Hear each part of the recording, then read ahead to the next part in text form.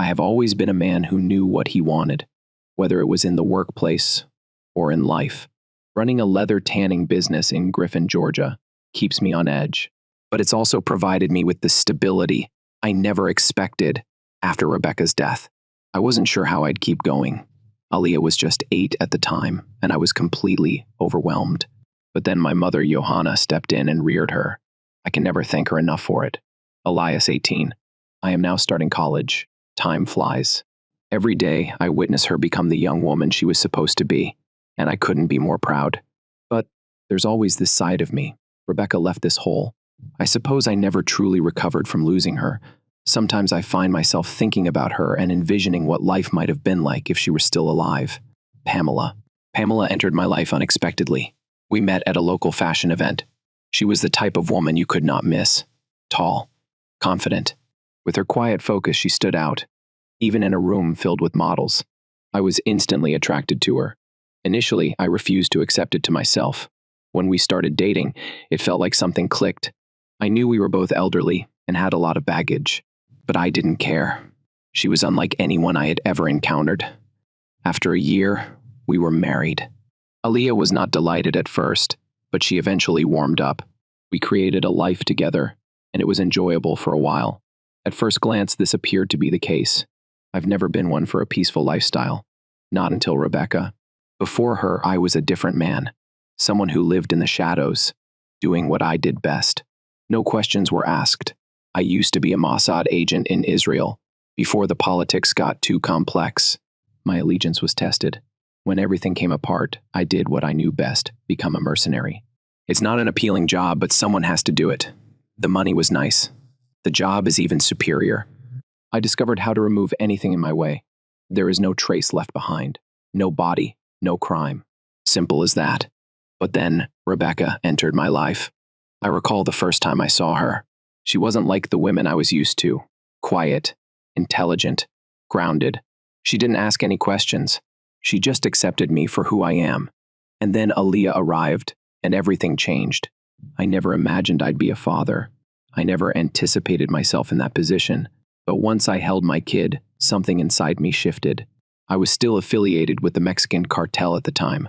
It was a simple job. It's too easy. Until one day things went horribly wrong. We've gone on a family getaway. Aaliyah was only 8 years old and was growing rapidly. Rebecca and I had planned to go away. A rare vacation from the chaos of my life, where we could simply be a family. We didn't have many chances like that. I should have recognized it for what it was. Our last opportunity.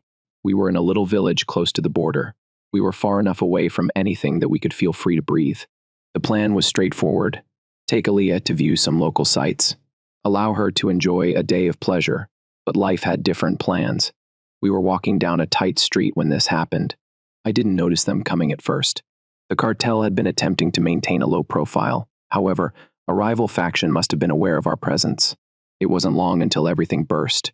The first shot came from behind, and Rebecca shoved Aaliyah into the alley. She was always the one who protected Aaliyah and prioritized her safety above all else. Not until I heard a scream did I comprehend what had transpired. I swung around, my pulse hammering, to see Rebecca on the ground, holding her side. She was not moving. I could see blood dripping from her fingers, yet she didn't cry out. She did not make a sound. She simply gazed at me, her eyes wide with dread for Aaliyah. My instincts kicked in. I hurried toward her, but it was too late. One of the gunmen fired a shot at Aaliyah, my daughter, and Rebecca pushed herself in the way. I got to her in seconds, but it didn't matter. The damage was done, Rebecca. My voice cracked as I knelt alongside her, attempting to stop the bleeding, but it was ineffective. She was already sliding away. She barely managed to whisper, and her voice was so faint that I could barely hear her. Take care of her, Elijah. Please promise me. Tears hurt my eyes, but I couldn't afford to cry. I had to be strong for Aaliyah and Rebecca. I promise.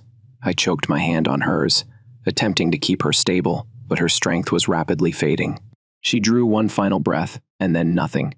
Everything seemed to come to a halt around me. Everything is fading to a blur. My heart. It broke at that very time. I'd always been a man of action, but nothing prepared me for this. Rebecca. Rebecca was gone. But Aaliyah. Aaliyah was everything now. I grabbed her into my arms. Her small body trembled, and I whispered that everything would be fine. But I knew neither she nor I would be the same after this. I'd failed her. I'd failed them both. The loss of her, it shattered me. I figured I could keep going, but that day I lost a piece of me. And that was when my mother appeared out of nowhere. Johanna. I hadn't seen her for years. And yet, she was standing in front of me, her eyes filled with disappointment and concern. Elijah. She spoke calmly, despite the anxiety in the air. You need to quit. You have gone too far. This is life. It is killing you. I glanced at her, feeling the weight of her words more than I cared to confess. You do not comprehend, Ma. I'm not sure how to stop. She sighed heavily. He crossed the room to stand in front of me. You can. You will. For Aaliyah. You owe it to her. Her remarks were a cold punch to my conscience, but deep down I knew she was correct. I had been living a nightmare, and it had cost me everything I cherished. That day, I promised her that I would change. So I did. I walked away from the cartel. I walked away from everything. It wasn't easy, but I needed to start over. Yes, I had money, but it didn't mean anything anymore. I needed to create something real, something that could let Aaliyah live a life away from the shadows. And that's when I launched my leather tanning business. It was not glamorous, but it was genuine, and it gave me a purpose I never expected to find. I plunged myself into the work, reshaping my life in pieces. Slowly, the steadiness I had never imagined became a reality. Aaliyah grew up to be the young woman I was pleased to name my daughter. But every now and then, I couldn't shake the notion that Rebecca's absence left a void in my chest, a reminder of what could have been. Pamela arrived, and everything seemed fine for a while. I never expected such a call. It was around 11 p.m., and Pamela and I were relaxing after a long night at the fashion show. My thoughts had been active, but I knew I needed to sleep. Then the phone rang. I glanced at the screen. It was an unfamiliar number, but when I answered, I didn't hear a recognizable voice. It was a cop. Mr. Elijah, are you Alicia's father? Yes, I am. What's happening? I inquired, my voice tight. We need you to visit the hospital. Your daughter is in serious condition. I could feel the blood leaving my face. What happened? Is she okay? I can't get into depth right now, sir. Just get here as quickly as possible. My heartbeat was racing. As I hung up, I was barely processing what he had said. Pamela, who was seated on the couch, looked up when I put the phone down. What's happening? She inquired, her eyes narrowing with apprehension. Ali is in the hospital. She is in severe condition. I tried to keep my voice calm, but the tremor was too strong to ignore without thinking. I turned to get my jacket. My mind was already racing, but then Pamela responded. It struck me harder than I expected. Go alone, she said. Her words were casual and almost disdainful. I glanced at her, unsure whether I had heard her correctly. What exactly do you mean by go alone? She shrugged, not glancing up from the magazine she was holding. I don't believe I need to be present for this, Elijah. You should go. I will stay here. I was unable to make sense of it. I wanted to know why she wasn't coming with me. Why? She didn't want to be there for me at my lowest point. However, there was no time. Aaliyah needed me. I did not waste another second. I grabbed my keys and headed out the door. The drive to the hospital seemed to take forever. My hands clutched the driving wheel. My knuckles turned white, yet my mind continued to race. Was she hurt? Was she involved in some kind of accident? The questions kept flowing, but there were no responses. When I got at the hospital, I barely parked before racing to the entrance. I didn't mind that I was calling attention to myself. As I entered the emergency room, all I could think about was getting to Aaliyah. The cop who had contacted me earlier was standing at the desk. He looked like he was waiting for me. Mr. Elijah? He asked, his voice level but with a trace of urgency. I nodded fast. What's happening? Where is she? He motioned me to follow him. Come with me. We'll talk along the way. I went behind him, trying to breathe steadily. My head was still reeling. My heart was beating, but I couldn't get any words out. We proceeded down the hallway, the fluorescent lights buzzing above us, and as we got closer to the treatment area, I felt the weight of the unknown press down on me. He looked back over his shoulder, drawing my attention. Your daughter was found at home. There was a confrontation. She's in rough shape. I apologize, but that does not look well. I thought I was going to fall right there in the hallway. I could scarcely understand what he was saying. Aaliyah? What? What do you mean by assaulted? I managed to cough out, feeling my throat tighten over the words. He gave me a stern expression. Your neighbor dialed 911 after hearing cries. When the authorities arrived, they discovered your daughter. She'd been beaten severely and sexually assaulted. We are attempting to figure out who did it and why. However, as of now, we do not have answers. Initially, we suspected a home invasion, but nothing in the house was ransacked. So the rest of what he said faded into the background, with the words bouncing about in my mind. However, none of it made sense. Aaliyah, my baby girl, how could someone do that to her? I could feel my wrath rising up, but I couldn't let it out. Not yet. I inquired about her condition, my heart in my throat. Is she? She's currently in a medically induced coma. The cop responded gently, as if just saying the words made him uncomfortable. They are doing all possible, but she is critical. As we approached the room where they were keeping her, my legs felt weak. I felt as if I were traveling through a nightmare. The doctor waited for me outside her door, his look grim. Mr. Elijah. He introduced himself as Dr. Edwards and shook my hand. I realize this is difficult, but we are doing everything we can. Aaliyah is currently stable, but we are actively monitoring her. We medicated her to keep her tranquil and offer her body a better chance of recovery. We'll need to do more tests as soon as she's stable, but her injuries are serious. I bowed my head, attempting to digest the information. Can I see her? The doctor produced a little knot. Of course. Simply be prepared. It is not easy to look at. I didn't care how difficult it would be. I needed to be present for. I had to see her with my own eyes. I entered into the room, my breath seizing when I saw her lying in that bed, pale and frail, hooked up to machinery. The cardiac monitor beeps steadily. This is the sole sound in the room. My daughter, my tiny girl. So, still, she was too young to be going through this. Tears obscured my eyesight, but I immediately wiped them away. I couldn't break down. Not here. Not now. I took up a chair and sat beside her bed, softly grasping her hand. Aaliyah, I whispered, my voice hoarse. I'm here, baby. I am not going anywhere. I'm not sure how long I sat there. Then my phone vibrated in my pocket. I pulled it out, and my mother's name appeared on the screen. I couldn't keep it together any longer, so I answered the phone. Mom. I promptly relayed to her what the officer had informed me. Elijah, she replied, her voice calm and steady, but I could hear the worry beneath. I am sorry this happened. I understand you are in shock, but I need you to stay at the hospital. Do not go home. I'm coming. I will be there soon. I nodded, even though she couldn't see me swallow the lump in my throat. Okay, I will stay. I will not leave her side. I'm coming, she repeated softly. I stayed at the hospital, unwilling to leave Allie alone, watching the hours pass as if they didn't matter.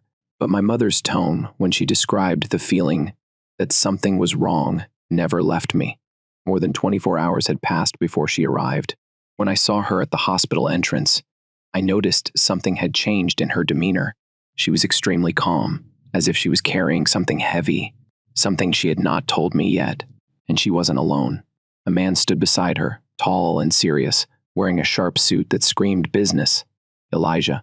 She spoke, her eyes meeting mine with an unreadable expression. This is Jordan Cohen, one of my friends. Come with me. We need to talk. I was already on edge, but I did not argue. I followed them without questioning her, though. My mind was racing with questions that I couldn't keep up with. We drove silently. The air inside the car, thick with unsaid words. When we finally arrived at a small, quiet coffee shop, I had no idea what to expect. My mother handed me a coffee and sat across from me, her eyes not meeting mine at first. Jordan, she said after a moment, nodding at the man next to her. He will ensure that we are not interrupted. I barely nodded back. I'm still not sure what was going on. I drank some coffee, but it tasted bitter. The warmth did nothing to alleviate the discomfort in my chest. Let me get right to the point, my mother continued, her tone low and deliberate. They were searching for you, Aaliyah. She was only a bystander. Elijah. She got caught up in something bigger. I froze, and the coffee cup in my hand suddenly felt heavy. What? What the hell are you talking about? Aaliyah was. She is not just a victim caught in the middle. She's my daughter. She raised her hand, stopping me before I could say anything more. I understand, Elijah. I understand, but let me explain. I opened my mouth to argue, but she continued before I could say anything. We intercepted a video. She spoke in a steady, almost monotonous tone. A video from the dark web. It shows two men assaulting Aaliyah. But that was not the point. The point is that they were asking about you. They were searching for you. I leaned back in my seat, my stomach dropping. The world around me appeared to shrink. My heart pounded in my ears, drowning out everything else. What do you mean? They were searching for me. Why? What the hell is going on? She did not flinch. She simply took a breath and spoke as if it were a simple fact. Aaliyah was not their target, Elijah. She was simply in the wrong place at the wrong time. You are the one they were after. I could not speak. I could not think. The world was spinning. All I could think about was how terrible it was that they were looking for me. Why? Why now? My gaze shifted to the man beside her, Jordan Cohen. I tried to ask him, but my mother interrupted again, her tone altering significantly. In fact, I now have cameras covering the entire house. She spoke, her eyes never leaving mine. My people tapped both your and Pamela's phones. They were tracking you, and the men who attacked Aaliyah aren't the only ones after you. The Mossad and the cartel. They are both following you, Elijah. They want you, and I had to do everything possible to protect you. Mossad cartel. When I promised Rebecca that I would change, I attempted to leave behind the same groups I had wanted to flee. Now they were both after me again. And you're telling me this now? I asked, my voice trembling. You knew all of this and are only now telling me? She shrugged, her expression stiffening just slightly. I need to defend my family, Elijah. That means you, Aaliyah, and me. And sometimes that entails doing things you don't comprehend. You've been on their radar for a while, but this is greater than you realize. She then took a deep breath. But this time, it wasn't the cartel or Mossad. There's a third opponent. There is a third opponent. What the hell are you talking about? Mossad came first, followed by the cartel. And now? Are you telling me that someone else is behind all of this? She nodded slowly, her stare hardening, and her face revealed nothing but steely determination. It is not the cartel, not Mossad. This is your wife, Elijah. Pamela orchestrated the whole event. She paid those men to murder you. I placed the coffee cup back on the table. The prenup. If she divorces me, she will get nothing. If I die, she inherits everything. My mother did not blink. I did not hesitate. She felt quite cold, serious. Her eyes fixed on mine as she confirmed what I couldn't get my brain around. That's correct. Everything is in the prenup. She understands that. That is why she hired those two amateurs to complete the task. But they messed up. They got the time and date incorrect. We intercepted all of their communications. Everything. Pamela didn't plan things correctly. And you now know. But the truth is that we've been observing everything. Tapping phones, conversations, and everything. I sat there in silence, trying to digest everything. I took a long breath, hoping to stabilize myself, but it didn't help. What would you like to do, Elijah? She asked. I slumped back in my chair. My eyes narrowed as I absorbed my mother's remarks. There was no denying it anymore. She had been deep in the game all along, and I had been too blind to notice. Did you make a deal with Mossad? Am I right? Despite my racing thoughts, I asked with a firm voice. She grinned, a small curl in her lips, as if this was all part of the plan. Yes, 10 years ago they let you go. She replied in an almost casual tone. I could not hold back a sour laugh. The cartel will not go after me. The individuals I trained now dominate Mexico's underbelly. She did not flinch, only nodded. That's correct. You accomplished your job well. I remained silent for a few moments. Then I took out my phone, tapping the screen and dialing a number I hadn't phoned in years. It only rang once before the familiar voice answered on the other end. Long time. The man on the line replied, his voice harsh but pleasant. I couldn't help smiling. Even amidst the pandemonium, yes, it is time for the cleaner to do some cleaning. I am providing photographs of two men. I need their location by the PM tonight. Understood. He responded without hesitation. Consider it finished. I closed the conversation and relaxed back in my chair. I looked up at my mother, who was watching me intently, waiting for my next step. The game was on, and I was not going to let anyone get in my way. By sunset today, my mother had stood up, her chair scraping against the floor as she gazed at me. I taught you to protect the safety of all Israelis around the world. I quit my Mossad work at home to safeguard my family. I know I made you pledge to never kill again, but now I need you to promise me something else. The people who harmed my granddaughter, Aaliyah, must face the consequences. I promise, I said. My mother gave an almost imperceptible nod, but the pride in her eyes was clear. She realized I meant it. I could see that in her expression without saying anything else. I turned and left the coffee shop. As I returned to the Frigidaire, I heard the door chimes sound behind me. My thoughts were already elsewhere, on the task ahead, the people who had crossed the line, and the promise I had just made. I drove back to my office in the back, hidden from everyone except me. There was a tiny secret room. I purposefully designed it that way. Nobody knew about it. It was where I stored everything from my history. I pulled open the door and stepped into the small, dimly lighted room. I took a deep breath and moved over to the far wall, where an ancient chest was covered in dust. I opened it, revealing what I had kept hidden all these years. My old clothing, black suit and black tie. They're still sharp. They were a part of me that I wished to leave behind. But now, they were vital. I removed the suit from the chest and slid it on. It felt like a second skin, and it was the first time in years that I felt entire. I strolled over to a concealed alcove on the wall and split it open, revealing my old friend, the Jericho 941. I ran my fingers over the cool metal, and the weight of it grounded me. Time to get to work, I muttered to myself, the gentle click of the safety being disengaged reverberating through the room. My phone sparkled, bringing me back to the present. I glanced down at the computer and noticed a place just outside of town. A bar. A brief message followed. My men are already present.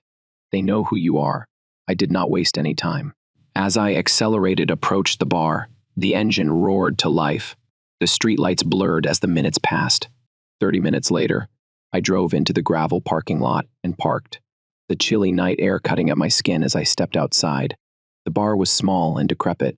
Nothing extravagant, simply the type of location that attracted problems. I pushed open the door, and as soon as I came in, I noticed a difference in the atmosphere.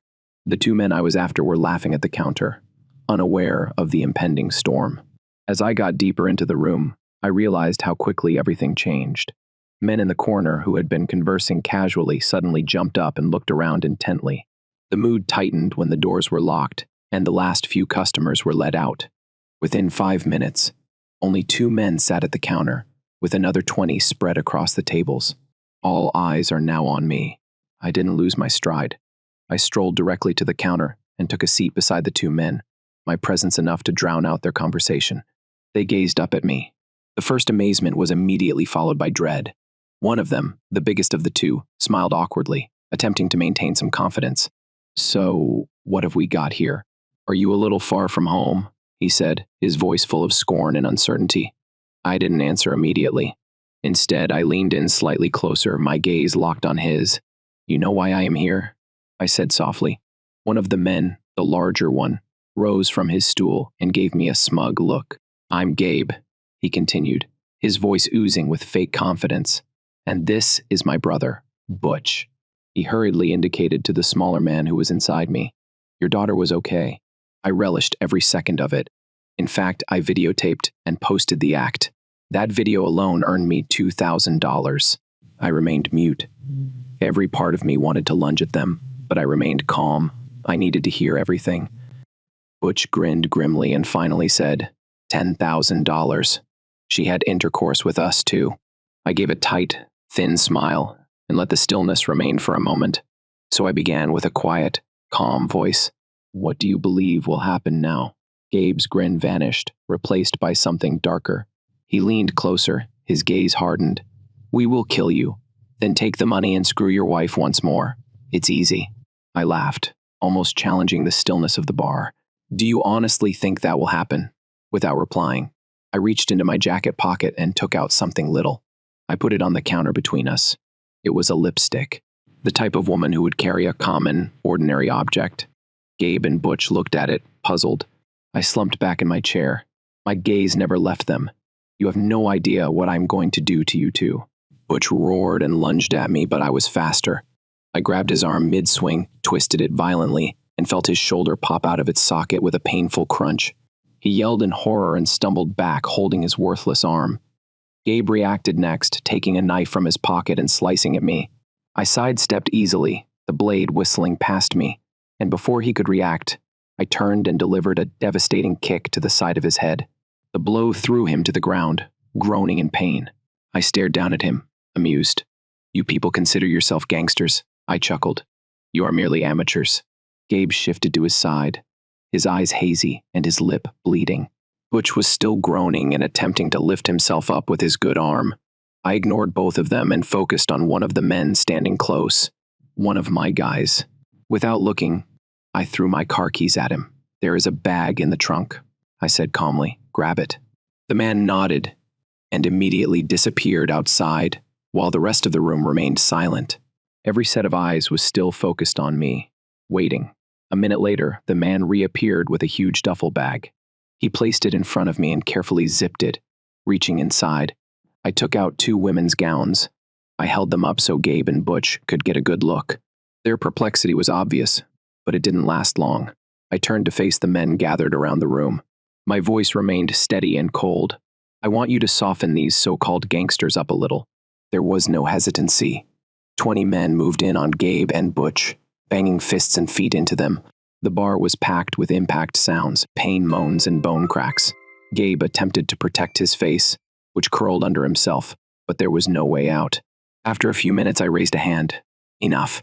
The men took a quick step back, leaving Gabe and Butch moaning on the floor. Blood spilled from their noses, and their cheeks were swelled and damaged. They were scarcely able to lift their heads as I stepped forward and dropped the garments on them. Wear it for a moment. They did not move. I bent down and grabbed Gabe's hair, forcing him to look at me. I will not repeat myself. They obeyed with shaky hands, striving and suffering. They slid the dresses over their bruised bodies. When they eventually rose up, staggering on wobbly legs, laughing filled the room. Whistles, cheers, applause rang around the bar. I turned to one of my men and asked if they looked good. The response was loud and unanimous. Awesome. The whistles of laughing became louder. I allowed it to go for a few seconds before lifting my hand again. Silence descended instantly. Then I looked around the room and exclaimed, I have them. I sat at the counter, drinking my drink, while commotion unfurled behind me. The sound of fists, kicks, and anguished screams filled the space. Gabe and Butch were brutalized. Their sad cries were drowned out by the men's laughing and jeers as they punished them alternately. The bartender, an older man with piercing eyes, didn't say anything. He simply kept my glass full, replacing it before I had to ask. I offered him a slight nod of gratitude. He knew better than to pose inquiries. After 3 agonizing hours, the men finally took a step back, satisfied. Gabe and Butch lay in a heap on the floor, hardly awake. Their dresses were torn and bloodied. I turned to one of my men, picked them up and carried them to the tannery. The man nodded, grabbing Gabe by the collar and hauling him to the door. Butch whimpered as another man helped him to his feet, limp and shattered. They did not fight it. They didn't have enough strength left. I got out my phone and called Pamela. She answered the second rang. Her voice was smooth, almost sweet. How is Alicia? I clenched my jaw, but my tone remained calm. She's in a coma. It will take time for her to recuperate. There was a pause. Perhaps guilt. Perhaps just pretending. In either case, I didn't care. But I knew she had no idea she'd been caught. I breathed out a sigh. Listen, I need a break from all of this. A buddy is throwing a magnificent party, and I'd like you to join me. Pamela perked up instantly. A party? Yeah. It is exclusive. High-end. Just what we needed to get our minds off things for a while. She chuckled, and I could almost hear the delight in her tone. That really sounds wonderful. I would love to go. I smiled, but there was no warmth to it. Great. I'll pick you up at 8. She was delighted to come. 2 hours later, I arrived home. Pamela greeted me with a big smile. Her eyes lit up with delight. So tell me about this party, she asked, throwing her arms around my neck. I smiled slightly. Be careful not to let anything slip. This is an old business partner of mine. I taught him how to do business, and he's now quite successful. He is throwing this party to celebrate. She grinned. That sounds fun. I cannot wait. I nodded. Go get ready. We will go soon. An hour later, we arrived at the nearest airport. She marveled at the private jet waiting for us, running her fingers over the silky leather seats as we boarded. This is so luxurious, she muttered. I just nodded and took my seat. The flight was silent. I looked out the window. While scrolling through her phone, Pamela became lost in contemplation and hummed to herself. When we arrived in Tijuana, a black luxury automobile was waiting for us on the tarmac. The driver, a huge man wearing sunglasses and bearing a harsh expression, nodded as he opened the door. Pamela went in first, adjusting her clothes, and then I followed. As we drove through the dimly lighted streets, she leaned closer to me. "This site is unique. Are you certain this is safe?" I chuckled. "Do not worry. My friend owns the entire region. Nobody will touch us." After a short journey, she rested into her seat and smiled. We arrived at an enormous estate on the outskirts of town. As we neared, the gates swung open, showing a huge estate illuminated with golden lights. The sounds of music and laughing filled the air. "This is it," I said, getting out of the car. Pamela's eyes widened with astonishment as she took in the scene. "Wow, this is amazing." I placed my hand on the small of her back to guide her forward. The celebration was meant to happen here. A well-dressed woman brought us through the mansion's grand corridors to a magnificent chamber. Pamela liked the decor and ran her fingertips over the polished furniture, apparently impressed. Before we could settle comfortably, the door flew open, and a man with a confident stride entered. He was short and broad-shouldered, with a well-trimmed beard and a kind, yet incisive expression. His outfit was excellent, yet his demeanor exuded power. He opened his arms wide and smiled. "Senior, Elijah, long time." I smirked as he drew me into a tight hug and patted my back before stepping back. Then he turned to Pamela and took her hand gently. "And you must be his wife. It's a joy to meet you." He kissed the back of her hand gently. "My name is Santiago Mesa Lopez. Your husband was my teacher." Pamela tilted her head, fascinated. "Teacher? What did he teach you?" Lopez smiled wider. "You taught me to cook." Pamela blinked, clearly astonished. "Cook, but he never cooked for me." Lopez threw out a big laugh. "Oh, he did not. Don't worry, Querida. Tonight, the first shall ask him to cook." He returned to me, his grin becoming somewhat malicious. "And this time I've got a special recipe for him." As the sun fell below the horizon, the estate came alive with warm lights and a murmur of expectation. Pamela stood in front of the mirror, adjusting her outfit, a dazzling deep crimson gown that caressed her contours well.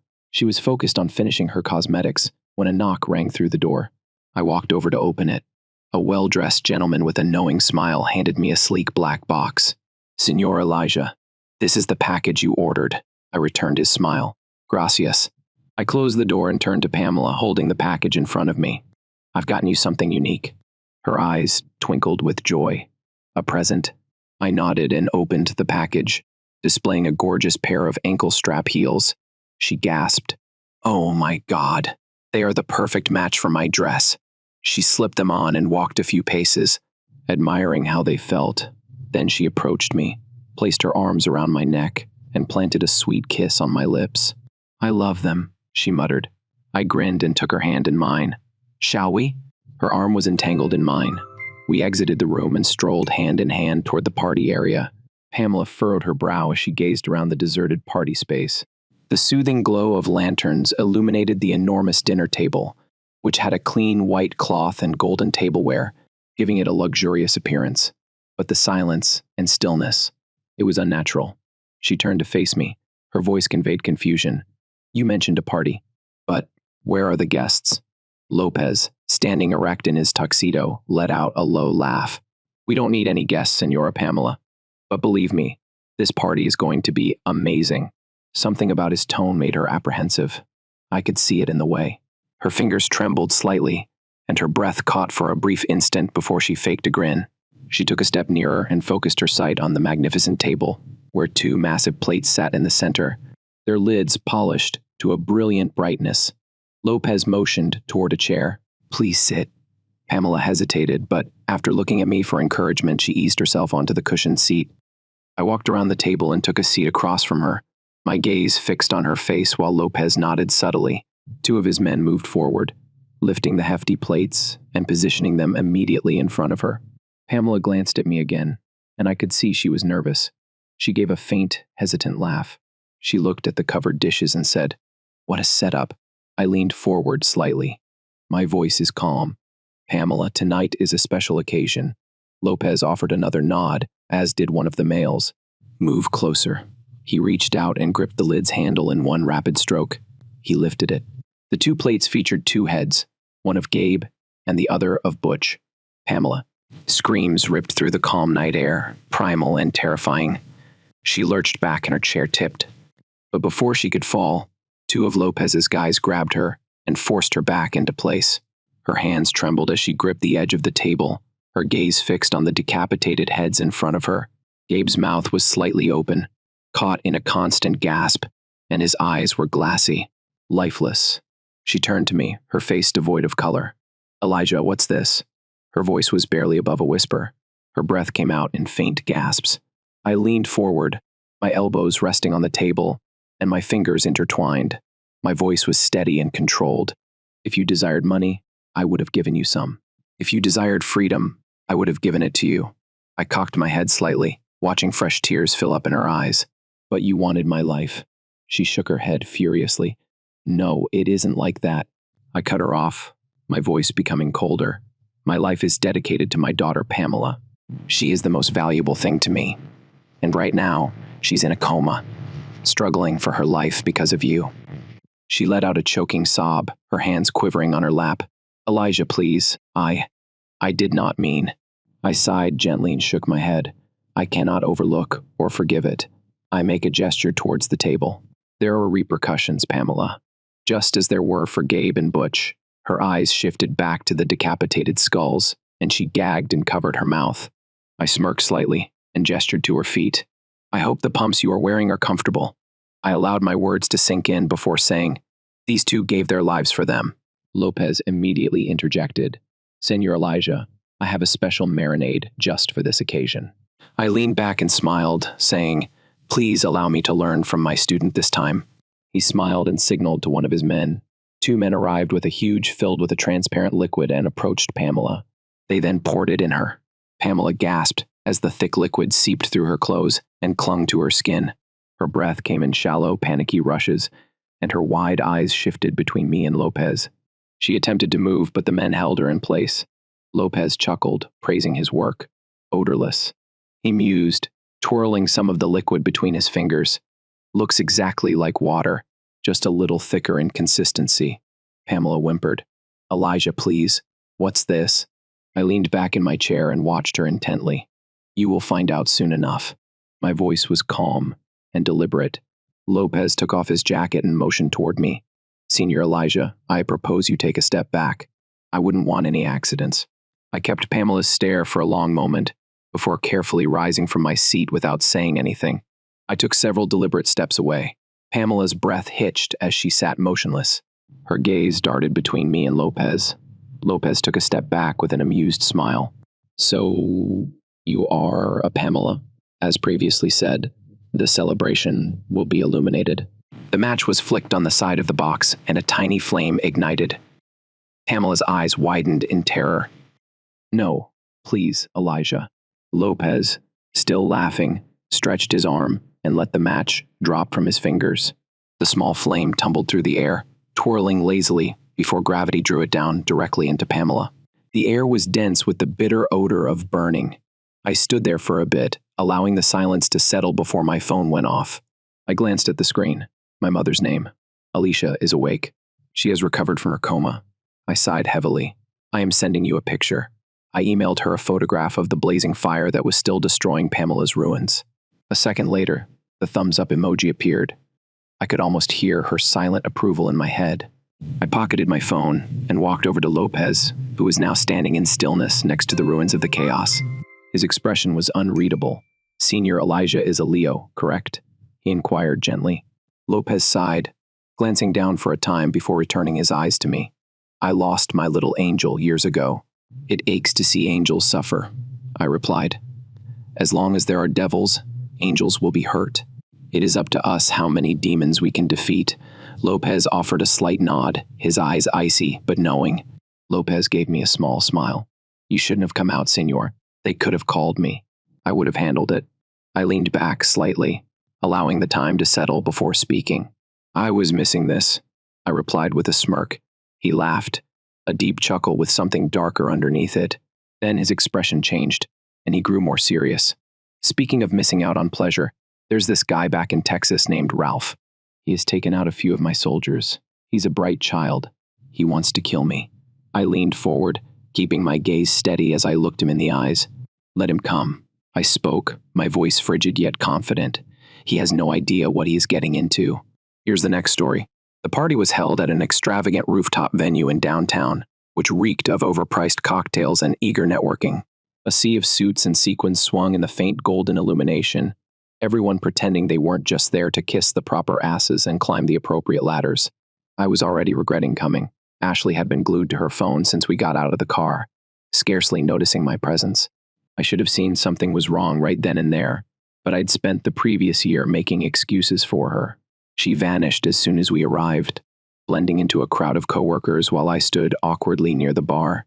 I was not here for the social scene. I was here because she invited me to come. Maybe she wanted me to see something, comprehend something, and feel humiliated. Brandon spotted me first, tall, put together, and emanating the arrogance that comes with knowing you can buy and sell everyone in the room. His watch alone is probably worth more than my annual salary. He did not introduce himself, did not need to. I'd seen his name flash up on Ashley's phone enough times to know who he was, but I was still stupid enough to stand there and let him continue as if this was just another discussion. She told me you would be here, he remarked, swirling the whiskey in his glass as if we were longtime friends. He mentioned that it might be time for us to talk. I was already on edge. Something about how he looked at me. I felt like a dumb idiot who hadn't figured out the punchline to a joke everyone else had. She, I repeated, my voice coming out tighter than I intended. He said, Ashley, smoothly. Then he smiled. Your wife? Something in my stomach twisted, a silent animal instinct telling me to get out of there. But I stayed because a part of me still trusted her, still believed there was an explanation, and was eager to hear whatever excuse she had planned this time. Brandon sipped his drink slowly, studying me like a cat observes a mouse that hasn't realized it's been caught. You don't appear surprised. I didn't respond because, truthfully, I wasn't. Not really. Good, he spoke as he approached. Then I will not waste time. I felt the weight of the room press against the distant murmur of conversation, which turned to static in my ears as he leaned in and whispered the words that would change everything. From now on, she's under my control, and you will be the one to support her and your useless life. If you resist, I will leave you empty-handed. Silence. A lengthy, stretched moment during which my brain fought to grasp what had just been uttered. Like a computer infected with a virus, it was unable to decode. Then I chuckled, a quick, harsh sound that came out of disbelief rather than laughter. Excuse me, I asked. I'm still not convinced I heard him correctly. He shrugged, unaffected. I'll keep things simple. Ashley does not want to be your wife anymore. She's made it fairly apparent to me. But let's be honest, divorce is messy. You're not in a position to challenge me on this. I have resources, including lawyers and Ashley. Well, he cocked his head slightly, his smile intensifying. She has me. I felt a crack inside me. Not a creeping break, not a peaceful revelation, but a forceful, abrupt shatter. Ashley stood just a few feet away, watching us with the same detached enjoyment. Like this was some reality show she was watching from the sidelines. She did not appear ashamed. She did not appear guilty. She smirked. That is all it took. I ignored everything and made every excuse for her. Every time I allowed myself to imagine she still loved me, everything fell in an instant. I didn't see red. I saw things more clearly than ever before. And I knew one thing for certain. Brandon has just committed the most significant mistake of his life. That I don't recall placing my drink down for 1 second. It was in my hands. The next thing I knew, I was facing Brandon head on. My hands tightened so tightly that my claws dug into my palms. He still wore that arrogant, prepared grin, as if he had done this before. He seemed to be used to men like myself tearing apart in front of him. But I was not breaking. I was calculating. Ashley made her move, coming between us with the casual ease that suggested she didn't perceive me as a threat, as if the man she'd created a life with, the man she'd laughed with, grieved with, and slept next to for years, was simply a footnote in her history. Don't be theatrical. She sighed and grabbed Brandon's arm as if it were the most natural thing in the world. You knew it was coming. I stared at her, feeling something more than fury. Something I had no words for. You knew it was coming. I repeated my voice. Slow and steady. Dangerous. She cocked her head, pretending pity. Come on, let us not do this here. You do not want to cause a scene. She was concerned about a scenario. I laughed. This time, it's the genuine deal. It was loud enough to draw a few people's attention. Their chats were shaky as they sensed trouble coming. Good. I desired an audience. I wanted her to experience what it felt like to be humiliated in public, to have the person you trusted the most bring you in front of strangers. So I took a step closer, just enough to have her move uneasily, and asked, "How long?" Ashley rolled her eyes, thinking I was being childish. "Does it matter?" Brandon chuckled beside her. Something inside me shouted to silence that sound, but I wasn't going to hit him. Not yet. I slowly exhaled through my nose. "You owe me the truth." Ashley sighed and let go of Brandon's arm. She rested a manicured palm on her hip and eventually met my gaze. All illusion of guilt is gone. "Fine," she said. 6 months. 6 months. I've been waking up next to a stranger for half a year, kissing a woman who had already chosen someone else and living a lie she had made up. And she didn't even apologize. I let the weight sink in, feeling it in every fiber of my being. Shift into something colder. "Wow," I said, shaking my head. "You truly are something else." She gave a slight shrug. "I wanted to let you know I was waiting for the proper time. The right time. As if this were a breakup over coffee. As if I was supposed to simply nod and take it." Brandon smirked again and reached for her waist in front of me. I felt my eyesight concentrate, focusing on his wrist as it curled around my wife. A beat of stillness passed before I attacked. Not a punch. Not yet, but a tumbler still full of alcohol is thrust into his smug, unprepared face. The place erupted into turmoil. Brandon stumbled back. Whiskey dripped down his face, and his eyes widened with surprise. The pricey glass slid through his fingers and smashed on the marble floor. The boom echoed throughout the room, like a gunshot. Gasps echoed throughout the crowd. The conversation came to a halt, and everyone at the party took notice. Good. I wanted them to see. I wanted Ashley to feel this, to know what it was like to be surprised and humiliated, to make the world bend under her feet in the same manner she had done to me. Brandon wiped his face, his fingers quivering for a half second before his ego took over and forced him to laugh. Forced control. "You have some nerve," he murmured, rubbing his costly suit with a handkerchief that had been shoved into his hand. "Seriously, man. Over a woman?" Ashley was enraged now, clutching my arm as if she still had influence over me. "What the hell is wrong with you?" I jerked my arm away, my voice shrill and biting. "What is wrong with me?" I gave out a sour laugh. "You've been banging this guy behind my back for 6 months, and I'm the one who's out of control." Brandon instantly recovered, slicking back his damp hair and starting seeking for a way out of this problem. "Listen, you are embarrassing yourself." I take a step toward him, closing the distance between us so quickly that he flinches. Flinched. Say it again. The words were mild, yet they landed like hammers. Brandon tensed, his confidence eroding. He was used to boardroom clashes, not actual ones. Ashley shoved at my chest, attempting to force me back, but I would not move. Jesus. Just quit. I didn't want to do it this way. Okay, but Brandon is right. You are embarrassing yourself. She was not pleading. She was not even angry. She was taunting. I felt like a sad fool who couldn't take the reality she'd kept hidden for half a year. I slowly moved my head toward her, and for the first time, I did not see my wife. I spotted a stranger, a self-centered, rude, and heartless stranger. Then Brandon made a second error. He smirked again. My fist then struck with his face. Not a warning shot, not a clumsy, rage-fueled swing, but a calculated precision perfect punch that knocked him to the ground. His head smashed against the ground, his body flopping like a fallen mannequin, and the entire room stopped gasping. It was silent. Ashley yelled my name, collapsing to her knees beside him, and shaking his shoulders. His eyes were unfocused and bewildered, but he remained aware. Unfortunately, I could feel security approaching, people chatting and taking their phones, ready to distort the incident into whichever narrative suited them best. But I wasn't finished. I crouched close to him, my voice low and murderous. "Do you think you're untouchable?" I mumbled. "You can take whatever you want. No one can stop you." His breathing was irregular, but he listened. He had no choice. "A big mistake," I persisted, holding his collar and drawing him closer until our faces were inches away. "Because you stole from the wrong person." Then I rose up, adjusted my sleeves, and turned to face Ashley, who was still kneeling alongside him. Her visage was divided between wrath and fear. "Did you want to embarrass me?" I replied quietly. Congratulations. Now, see what happens next.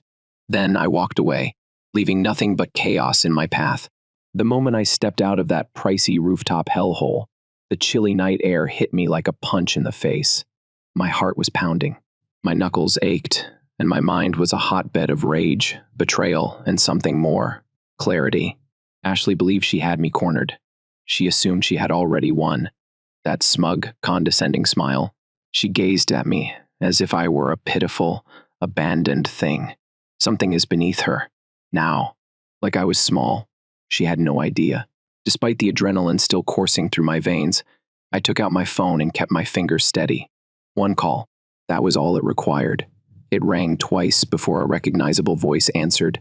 I didn't expect to hear from you tonight, Ethan said, paused, then sharpened. What is wrong? Ethan and I were pals since college. He wasn't simply a friend, though. He was a shark, a corporate strategist known for being brutal and calculated. He was the one people turned to when they needed someone pulled apart without ever throwing a punch. I exhaled, leaving my breath visible in the crisp air. I want you to excavate a beat of quiet. Then Ashley and Brandon. Ethan's tone changed suddenly. His usual easygoing approach was replaced by something dangerous. Say nothing more. I will call you in an hour. I hung up. Now it was my turn. My pulse had returned to normal by the time I arrived at home. However, the fire in my chest had not subsided. I walked into our house and took a thorough look around. Everything in here was based on a lie. Every framed photograph. Every piece of furniture we had chosen jointly. Every little item that previously made you feel at home. It was all polluted. I was not sad. I was finished. I marched right into Ashley's closet, grabbed a suitcase, and began shoving her belongings into it. Clothing, shoes, and luggage. All of it. The front door crashed open behind me. What the hell are you doing? Ashley's voice was sharp and indignant, but there was also panic below. I did not stop, did not look at her, just kept packing her belongings. Are you serious now? She screamed and stormed toward me. You do not get to do this. This is also my house. I eventually turned, and whatever she saw in my face caused her to freeze. This stopped being your home the moment you let him touch you, I replied harshly. Her jaw tensed, but her eyes just flashed for a second. Doubt and uncertainty could allow her to feel it. She folded her arms and tried to restore control. You cannot kick me out, I smiled. It was not a pleasant smile. Are you sure about that? Her phone vibrated. A notice appeared on the device in her palm. She glanced at it, and everything changed in an instant. Her face lost its color. Her pupils shrank, and for the first time tonight, she appeared terrified. I moved closer, tilting my head. Is there something wrong? She did not respond, but I already knew. Ethan worked quickly, and Ashley was about to find out precisely what that meant. Ashley grabbed her phone so firmly that I thought the screen could fracture. Her breathing was irregular, and her fingers froze just above the notification, as if opening it would exacerbate the situation. She realized she'd spent the entire night believing she was in control, watching myself collapse in real time. I am enjoying it. But as soon as she saw that message, the power shifted. She felt it slipping. I leaned against the doorway and crossed my arms. Go on, I remarked, nodding towards the phone. Read it. Her throat bobbed, but she did not move. So I took out my own phone and read it to her. Ashley Bennett. I purposefully dragged out her maiden name. Watching her recoil has prompted an internal probe into alleged financial malfeasance. Sources revealed that she may have received undeclared cash perks from her boss, Brandon Carter. More information will be provided in due course. Blood drained from her face. I smiled. Oops. She eventually looked up. Eyes widened. Panicked. What have you done? I shrugged. Casual. I did not accomplish anything. Did you? Her lips parted, but no words emerged. She was scurrying, looking for a way to undo things. You are lying, she whispered. This is not real. Oh, this is extremely genuine, I spoke smoothly. Brandon sent you money, presents, and benefits, hasn't he? What about the work trip to Miami? The new designer handbags? We had everything covered, including rent increases. Right. Ashley opened her mouth, presumably to reject it, but she paused. Not you. I pushed beyond the doorway and moved closer, lowering my voice. Brandon, your perfect, strong boss, has just been put under the corporate microscope. And guess what? So did you. Her entire body became rigid. Brandon will not let this happen. She forced her way out. He will protect me, I laughed. Do you honestly believe he'll jeopardize his career over you? I shook my head, allowing the words to sink in. He's currently in damage control mode. I promise that as we talk, he is already trimming his losses. This implies you are on your own. Panic. There's a real panic. I could see her brain firing in all ways, searching for a way out. She reached for her phone, perhaps to call him and plead. I grabbed it before she did. Her gaze shifted to mine. Give it back. No, her breath caught. For the first time tonight, she wasn't in charge. She knew it. She grabbed for the phone, but I stepped aside easily. I'm leaving, she spat. I'll simply go to his apartment. I grinned. Oh, sweetie. I turned the phone around and showed her the last text message she had gotten from Brandon. Do not contact me. You are on your own. I saw her entire insides collapse. Her entire universe. Ashley stumbled back. No. She attempted to type to rectify it, but I watched as reality set in. I stepped forward. My voice is soft. Final. Pack your bags. Ashley. For the first time tonight, she listened. Ashley moved like a ghost. Slow, mechanical-like. Her brain couldn't keep up with everything that was going on. She stared at her screen, rereading Brandon's message over and over, as if the words could change. But they refused. Because she had spent 6 months destroying my life for a man who simply discarded her as trash when things became inconvenient. I did not feel sorry for her, not even a little. She took the suitcase off the bed and stuffed clothing inside. Her movements were quick and frenzied, not careful. Not the planned, smug woman I had encountered only hours ago. She was unraveling. Could I walk her to the kitchen and give her a few minutes to deal with reality? I poured myself a glass and let the stillness last, allowing her to experience every moment of it. Then her voice was little and faint, nothing like before. Where am the first meant to go? I turned, leaning against the counter, and saw her finally realize. That's not my problem, I explained simply. She gulped hard. Her gaze raced around, looking for alternatives. The house near her workplace is probably gone. Her future mountain of ashes. I took a slow sip from my drink and let her sit in it, allow her to feel how I felt at that gathering. Then the begging began.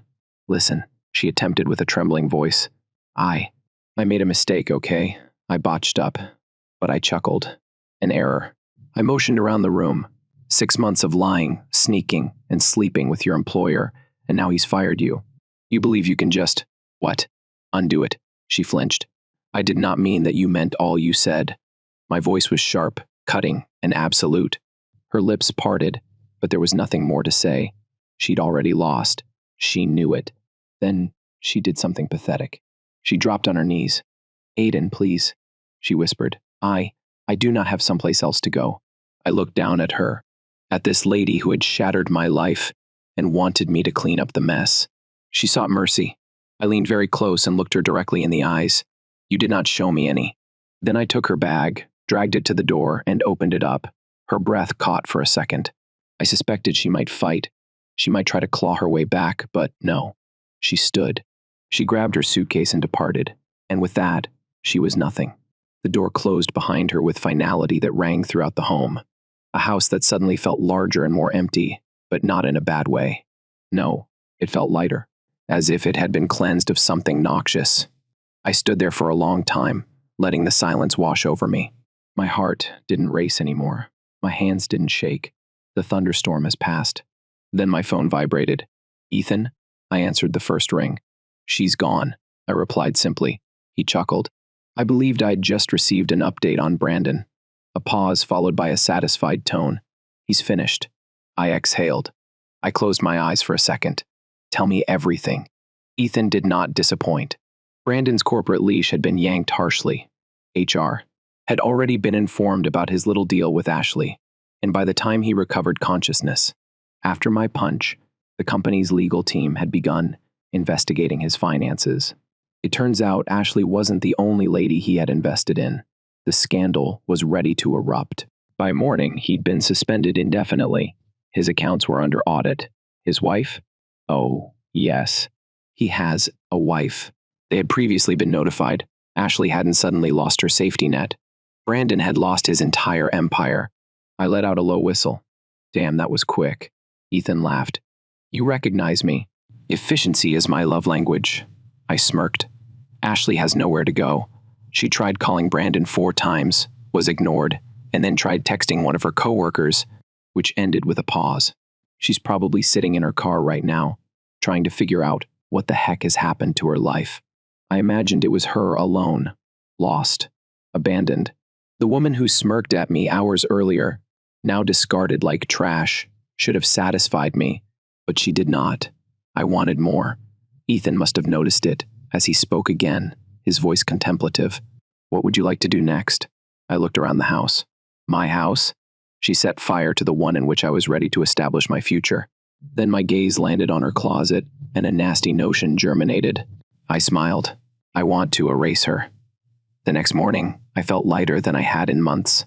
There is no stress, no quiet treatment, and no phony smiles, covering up lies, just peace. Then I started to work. Ashley had spent 6 months constructing a life without me. Now I was going to entirely strip her of mine. First, I entered her old closet. Not our closet, hers. She'd taken over the part with her fancy bags, perfectly maintained clothes, perfume racks, and costly skincare. The evidence of a life in which she pretended to be the perfect wife in public while sneaking around in private. Not anymore. I grabbed garbage bags and began purging clothes, guns, and jewelry. She sold her favorite, pricey shoes. Thank you for listening to today's stories. If you enjoyed listening, please like and subscribe if you haven't done so already. Also, leave a comment below to share your thoughts on what happened. Take care.